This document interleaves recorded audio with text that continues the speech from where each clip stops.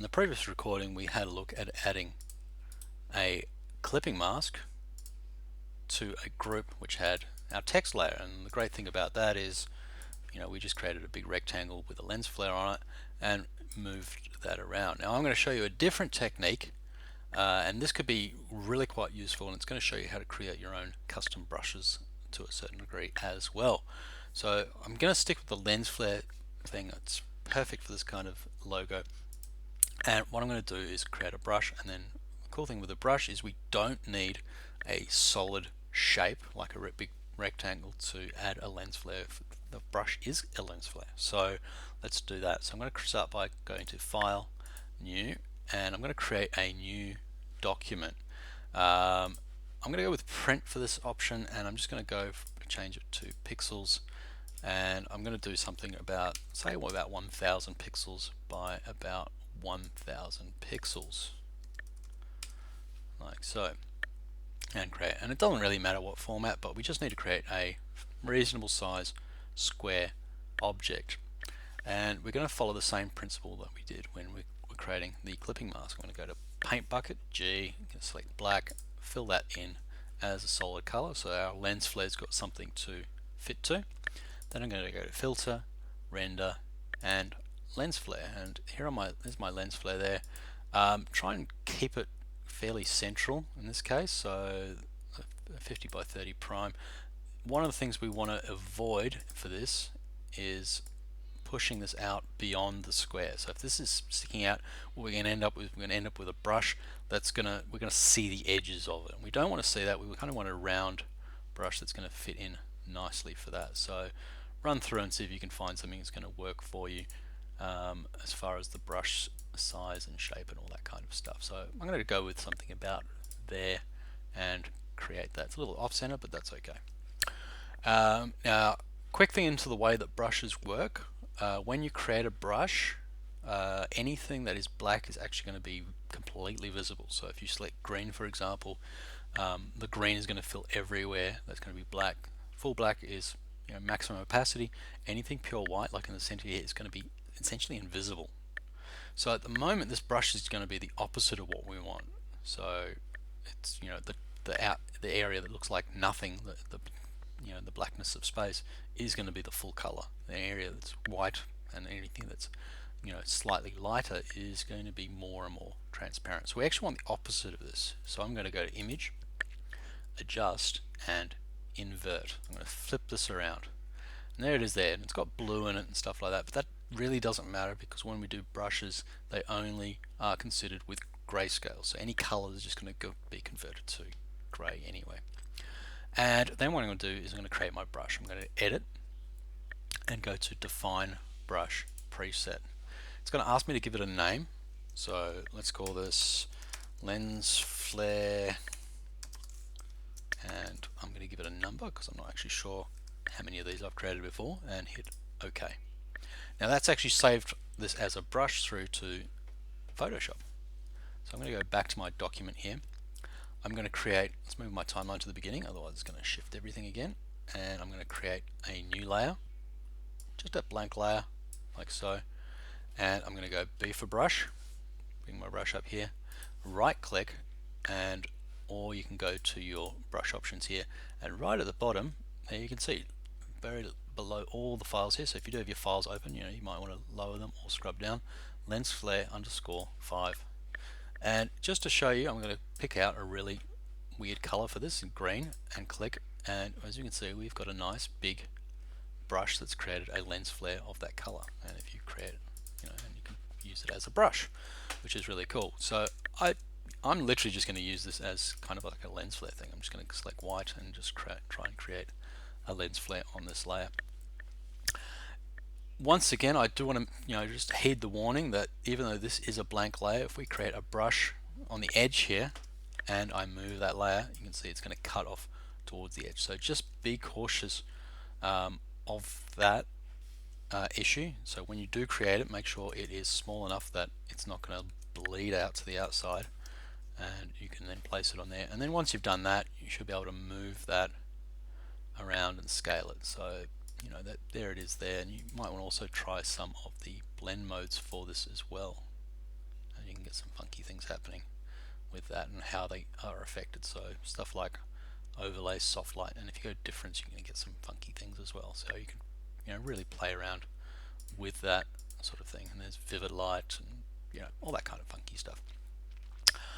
If need be, you could also create a clipping mask for that, and we get the same sort of effect. So it's kind of the same thing as the previous one, except in this case we are avoiding having to create a solid background for that.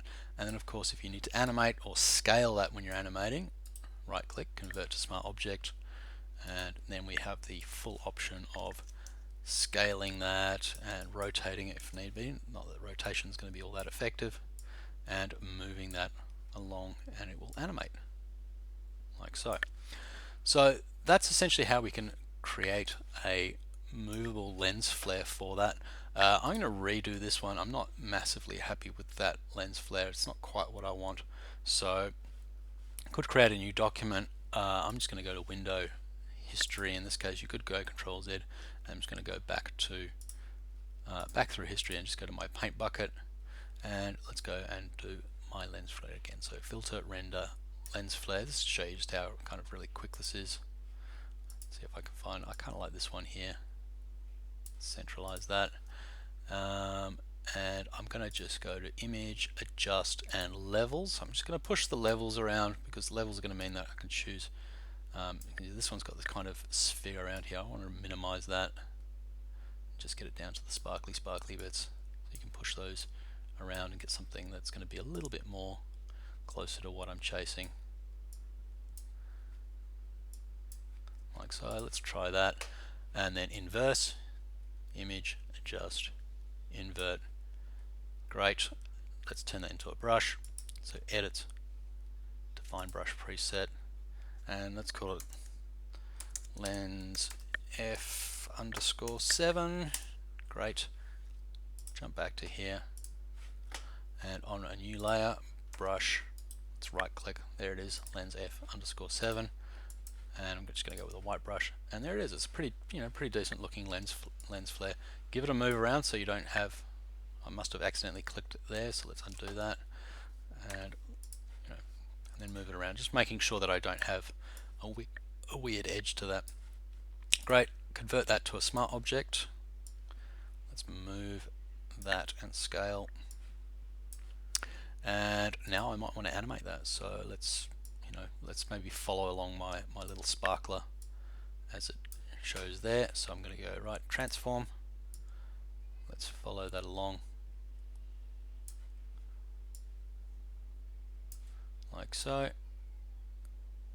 just dropping in those key points for that movement. Where does that one stop moving? Around about there. And then once again, you may need to just do some little tweaks as far as where it's located if you want it to be precise. But cool, there he is. Definitely needs a bit of shifting around from there, like so, and looking good. Check out some of the blend modes. As I mentioned before, this is going to show you how it's going to blend with the background. So light and screen could be an interesting one here, and usually overlay will do something if it's got a brighter background, but you might be able to find something that's going to work. Let's try screen, see what the difference is between normal and screen.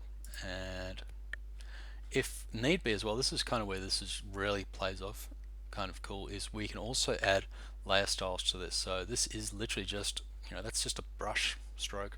So I can go to FX and do something like a color overlay, and let's change the blend mode to something like normal just to start with, and you can pick your color that you want that to be applied to that.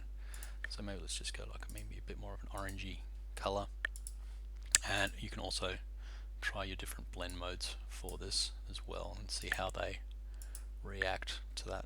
Now it's probably not going to do a lot for this because we are sort of dealing with mostly white, and white and black don't really react well to a lot of blend modes, but you might get something lucky for that. I might just stick with normal for this and then just play that around, or just turn that off. Other things you can do is you might want to play with outer glow. So there's our outer glow option, and again, let's just get something that's going to be a little bit more color appropriate. I've got this ramped up from last time I used it, so let's get that spread and size down quite low, and as you can see, we just get a little bit of glow. You can toggle that on and off, see how that's affecting, and then just play around with your colors and see what's gonna work for best effect for that. Let's try overlay, multiply. No, that's kind of doing something. And then you can hit OK, and of course you can always toggle that on and off, just adding a tiny little what's it to there. I might change the position of that, so I'm going to maybe put that below the spark as well, and let's just lower the opacity of that, and that's going to just add that little bit of glowing effect for that. And we could scale that and rotate it, but you can sort of see how that's working. So that's basically it, just creating a brush that's got a lens flare on it. But you can create a brush out of just about anything, which could be extremely useful in so many situations.